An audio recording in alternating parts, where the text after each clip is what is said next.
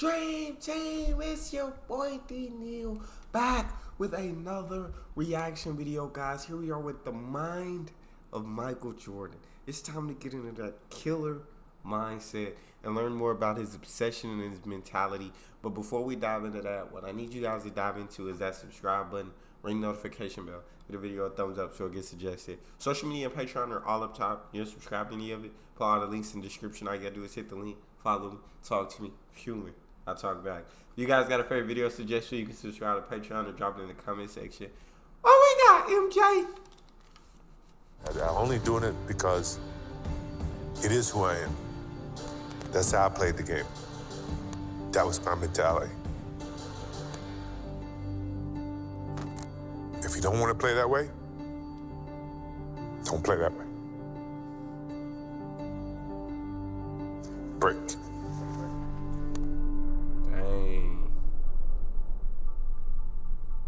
You know, basketball is my love, always have been, and I can't ever, envision an ending of something like that. You know, that passion that I have for the game until I'm dead and gone. Until that's when it's, well, I could wait. I'm not in a rush. What's triumph mean? What do you associate with triumph? Winning. All the time, winning. 3, that's enough, isn't it? Enough for you? Enough for you. No, it's never enough. It's Okay. never enough as long as you compete. You know, it's always great to win. That's why you compete. Yeah. I think, we're going to certainly try to do this for the 4th time. But right now, the 3rd time was a lot of damn work. You know what I mean? You're hungry or you full yet? No, you feel yourself getting full because each time that you win, it takes away a little bit of that hunger, which is a challenge within itself. It's a battle within your mind to find a challenge to go to that same place that you've been 5 times before. And that's facts. hard. That's facts. I mean, when you really think about it, because when you just start winning all the time, it's like, I don't know, what are you striving for anymore? It's like, when you continuously get to the mountaintop, it's hard to keep pushing yourself. It's hard to keep that same hunger, that same fire that you had when you hadn't reached that mountaintop and all you wanted was to get there, and you did so much work and you put in so much blood, sweat, and tears to get there. You know what I'm saying? Once you've gotten there and you've accomplished being at the top and you did that multiple times, I can understand what he's saying. It's hard. It's hard to have that same kind of fire and hunger because it's not something that you haven't done before. I understand it. That makes a lot of sense. You've been 5 times before, and that's hard. When people say, "Well, the first one was the hardest," no, the last one's the hardest because you're battling with yourself. If I can really elaborate on why I said myself more so than another athlete, is that because a lot of times I had to battle with myself to keep challenging myself. That to me was why I would say that the biggest battle was myself, because when you get to a certain pinnacle, you got to find some ways to keep going out there for 82 games. Do you think you have a gambling problem at all? No, because I can stop gambling. I have a competition problem. A competitive problem. Now, we can compete for $1, and compete for $10 or whatever, but it's the matter of competing. It's so do you compete based upon who can pay, how much they can pay? No, it's not the matter of who can pay. If you just say, let's play for $10. Yeah, if we play you don't Monopoly. have to pay me. It doesn't matter. Okay. If you don't have to pay me. I would pay you, though. You would not have that on me. You would not be saying I didn't pay you. It was just a matter of the competition that I enjoyed. And let me ask you. I understand Kevin used that. to take practices and put me in the starting 5. And he'd make it a competitive thing where the losing team have to run. So now I'm on the winning team, and halfway in the game, halfway in the situation, he would switch me to the losing team. Ooh. So I take that as a competitive thing by you trying to test me. And by 9 times out of 10, the second team would come back and win no matter what you did. And you still want to do that as a pro when you leave basketball? Yeah, I do. A lot of people say I couldn't do it, which is more energy for me to try to do it. It just drives me when people say I can't do anything. That means I'm gonna certainly try to achieve it even harder. My competitive drive is far greater than anyone else that I've met. I think that I thrive on that. I think that's my biggest motivation in life, is to compete find different competitions and certain things in life and try to overcome that, be it positive or negative. But I have yet to meet someone who is as competitive as me, and bro, I ain't gonna lie, I'm absolutely loving this, bro. Like, it's because that kind of mindset, like, most people don't have. You can try your hardest to develop that kind of mindset, but that's just a mindset that most people will never be able to have. Like, it's not that he wants to win, it's that he needs to win. It's that winning is an obsession, no matter what. And so my guy goes out there to compete, but at the same time, my winning is an obsession. Once you get to the mountaintop of winning, once you're at the pinnacle, like he said, like, it's hard. It's hard to push yourself to look for new challenges because you are at the pinnacle. You are at the mountaintop. You are the best. And so it's hard to keep pushing for 82 games when you continually tasted success. It's like you want somebody to be better than you. You want somebody to be stronger than you. You want to have to overcome an obstacle. You want to overcome challenges.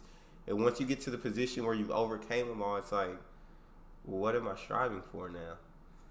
This is crazy, man. His mindset is incredible. Negative, but I have yet to meet someone who is as competitive as me, and I just feel that much confident about my competitive drive. I just think that I have the habits of working hard. I always been taught that to reach a goal that in life that you want, you have to work hard to get to it. And so far, I just, have that in mind.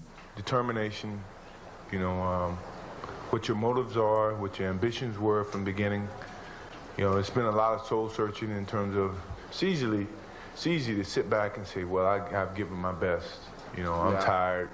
Somebody else got to do it or whatever. I didn't take that approach. I thought positively and said whatever I could do, every little inch of energy that I have, I'm going to try to provide for this team. I mean, if you give up, then they give up. So I didn't want to give up. No matter how sick I was, or how tired I was, or how, low on energy I was, I felt an obligation, to my team, to the city of Chicago to go out and give that extra effort so that we could be here for the fifth championship. How's the transition been from college to the Olympic experience and now to the NBA? Well, I think it's been pretty easy. I think the Olympic was kind of pre-professional level. It was fast-paced, it was physical, and that's just the type of NBA game is. And, coming on this level is a brand new start for me, and I have to start from the bottom and work my way up. So, I think the hard work is ahead of me, and I'm willing to take on that challenge and go out and play the best I can. Have you got enough left to carry this team if you have to carry them? I hope I don't have to, but I'm the type of player that I'm going to leave everything that I have on the court, and hopefully that's enough. I was beat down because of the physicality of what was happening within the game, and I didn't have it to compete with them. Michael Jordan went down and he is grimacing in pain. That's when I really started to physically build my body up and gear myself up for that type of beating. From that year on, I got stronger and stronger and stronger and stronger because that became as important as anything else. I've really set a standard for myself, which is normal. But then you have to step it up another level to be above normal. What motivates me is the unknown. No one knows. They can all speculate, but no one really knows. And when you look at my career from high school all the way up through to the pros, no one knew what Michael Jordan was capable of. And myself, I didn't know. But that I didn't let that stop me. And I let that motivate me more so than anything. That as long as it's unknown, that means I have a chance. That's the way I pursued my whole career. No, I'm nervous. I think if you're not nervous, then you shouldn't be here. It's a sense of nervousness because we're starting to venture down an alley that we hadn't seen in a long time. And I think nervousness brings excitement. These are the games that Coach Smith used to tell me about. These are the fun games. When the anticipation is so high and the expectation is to go out and play a hard game and let whoever put the hardest work on the basketball court decide to win, and who's going to win. And it's no different. Nobody said that Chicago Bulls are immune to this. I think this is a gut check for us, and I kind of like it. No, for one time, Bro, he's just dope. You see why he became. You see him answering these questions and kind of explaining his mindset and explaining things.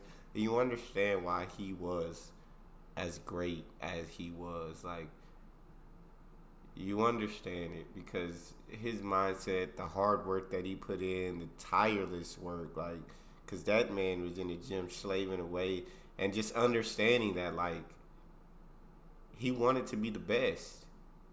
He wanted to be the best. And once he got to the mountaintop, he didn't fall. You feel me? Because, like, he could have gotten full. That hunger could have completely went away. He could have gotten full. But it's like, no, he stayed up there. He kept wanting to be the best. Bro, this man is insane. This is a gut check for us, and I kind of like it. No, for one time, my principal advised me to go to an Air Force Academy because he felt that after I finished college, I have a job. So I said, no, I don't want to go that route. So I decided to go to University of North Carolina. A lot of people didn't expect me to do so well, but I guess that was a challenge that I faced. And sometimes you have to face those challenges and see what happens. I will not quit this game because of what the media has done to me or what other people have done to me. I will quit this game because my skills are diminished. I can't find the challenges to keep pushing myself.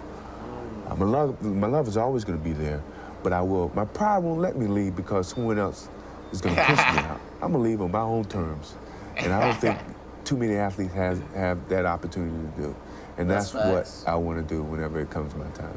Well, I just tried to. They made me work on the offense as well as on the defensive end, and it's always great to go against some challenges like that and just see how you stack up against some of the best two guards in the league. And I think when our team winning has really put some pressure on them because they hadn't really had the help that I've had on the offensive end as well as the defensive end. So I'm happy with the way I played against both of those guys. I mean, that's just one game, and I'm pretty sure they was as excited as I was to compete against. 3 years of playing some solid basketball. Scottie Pippen and I have played basketball for, almost 12 straight months, and now, it took its toll on us. But we had so much desire and determination to get to this point that we were not going to give up. At least if we were going to go down, we were going to go down fighting with every energy that we had. We're going to put it on the basketball court. It was tough. It was tough in the sense that I was more competitive than I ever was because I wanted to win more than I ever did, because of some of the bumps in the road. For a competitive junkie like me, golf is a great solution because it smacks you in the face every time you think you have accomplished something. That to me is taking over a lot of that energy and that competitiveness for basketball. Do you think sometimes that the way you play could shorten your career because you play so hard, you're the nucleus of the success in Chicago? And I don't mean to embarrass you or put you on the spot so you have to diss your partners. But you have to really play hard. Does that hurt you physically? No, because when I play hard all the time. There's no turn it on here, turn it off here. It's just 110% at all times. So, if I burn out, I burn out. That means my career is short. I go play golf somewhere. Yeah. But I just never, in my whole life, I've never paced myself. It's all just go out and do your best. And a lot of people worry about me burning out. And I never had the time to worry about it. It evolved to be more of a I love that, man. I love 110% at all times. Like, it's how I play.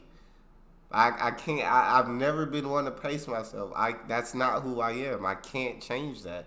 And if I burn out, I burn out. But I'm going to play hard. And that's who it's so good. It's so good. Give me 1 second, make sure. Okay, my bad. Keep going, Mike. I'm sorry. In the physical, and that's one of the reasons that I still play the game because I can challenge myself. I never feel that I'm at my best. I feel I still have room to improve.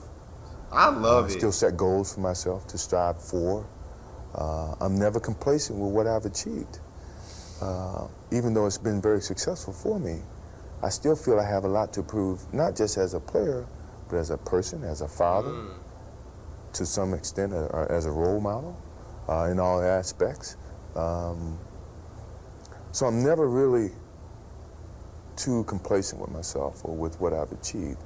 When I get to a point where I feel I can improve as a player, I walk away from the game. I still feel that I have a plateau that, I hadn't reached yet in terms of my skills or my expectations of myself. I'm always going to expect myself to do, certain things or surpass certain things. As long as I believe that, then, my road to success is going to continue to expand. I mean, what else can I say? The next year I come back, I broke my foot. I was out for 65 games. And when I came back, I wanted to play. He and the doctors, they came up with this whole theory that you can only play 7 minutes a game, but I'm practicing 2 hours a day. I'm telling you, I don't agree with that math. And back then, it was about whoever had the worst record get the most balls in the ping pong balls, and you can decide what pick you're gonna have. But I didn't care about that. I just wanted to win. I wanted to make the playoffs. I wanted to keep that energy going in Chicago. So I had to go in his office and sit down with him. And I said, Jerry, I feel like I shouldn't play more than 14 minutes. I'm practicing 2 hours. He says, MJ, I think I have to protect the long term of investment that we've invested in you. And I said, Jerry, I really think I should be able to play. He said, let me ask you this. He said, if you had a headache, and at that time it was about 10% chance that I can re-injure my ankle or my foot. He says, if you have a headache and you got 10 tablets and one of them is coated with cyanide, would you take the Tylenol? And I looked at him, I said, how bad is the headache?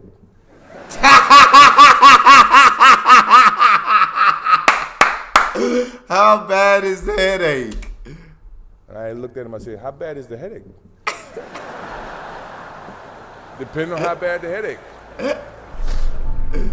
Bro, you can't do anything but just respect that type of mindset.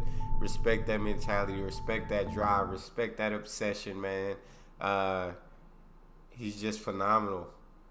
Not only was he physically phenomenal in what he was able to do on the court, but just mentally phenomenal to keep finding challenges within the game, to keep pushing himself, even when he was at the top and there was nobody on his level, to strive to want to become even better.